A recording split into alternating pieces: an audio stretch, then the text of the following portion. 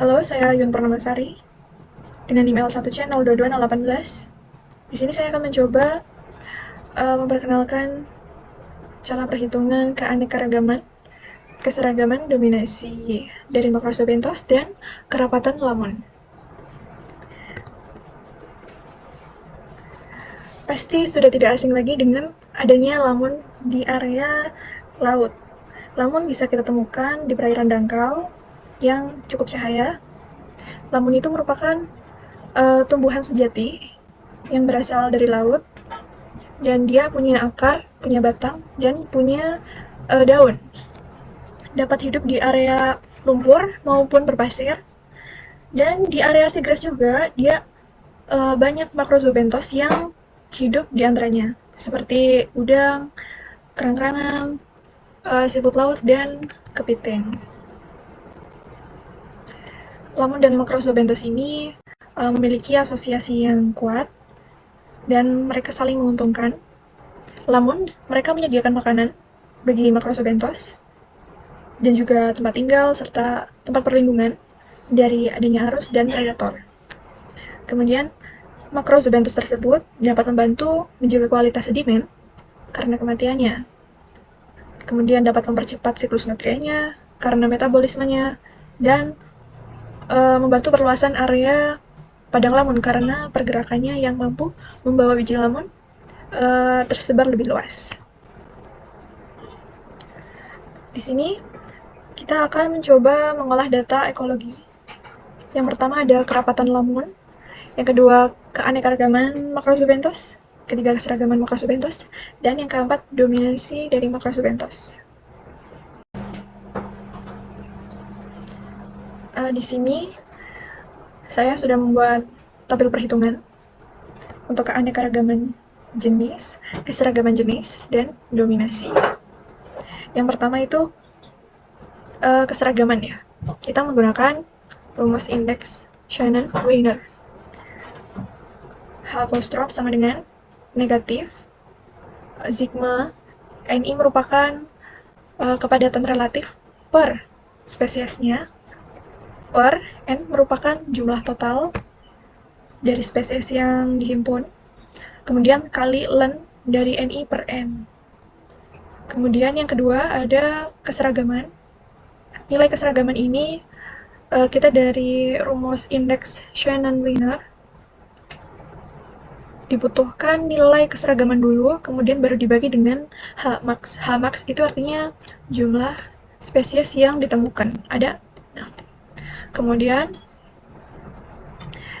untuk rumus dominasi menggunakan dari Odum tahun 93 sigma NI per N pangkat 2.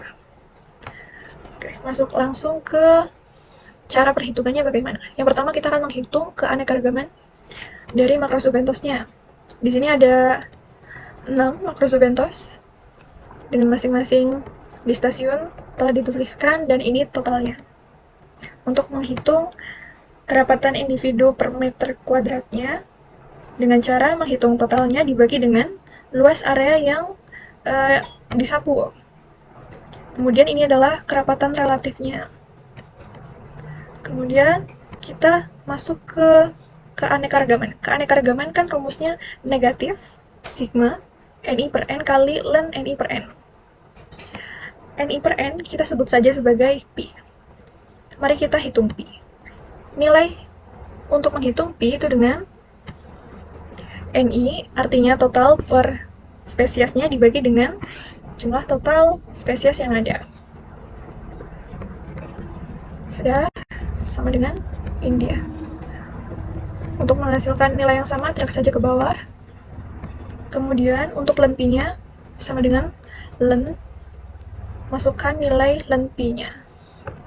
Kemudian di enter, di drag juga.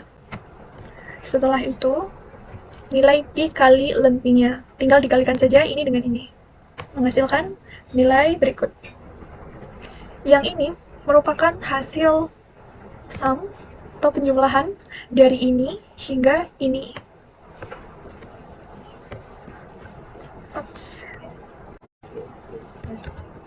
Kemudian Untuk menghitung keanekaragaman kan depannya ada minus, berarti ditambah dengan minus ya. Sama dengan negatif ditambah dengan nilai pi ln pi-nya. Ini yang sudah dijumlahkan. Enter. Menghasilkan 1,75. 1,75 di sini berada di lebih dari 1 kurang dari 3, artinya keanekaragamannya sedang. Kemudian untuk menilai keseragamannya, kita membutuhkan nilai keanekaragaman dibagi dengan H max. H max-nya ada 6 spesies ya. Berarti nilai keanekaragaman dibagi dengan H max. Hasilnya 0,29. 0,29 itu kurang dari 0,4, artinya keseragamannya rendah. Kemudian untuk menghitung nilai dominasi, kita menggunakan pi pangkat kuadrat. Pi kuadrat. Untuk menghitung pi kuadrat per spesiesnya mudah saja. Seperti ini, masukkan nilai pi, dipangkatkan dengan 2, kemudian tarik ke bawah. Setelah dapat semuanya, kita hitung jumlahnya dengan sum. Menghitung dari jumlah ini hingga ke bawah. Menghasilkan nilai 0,183.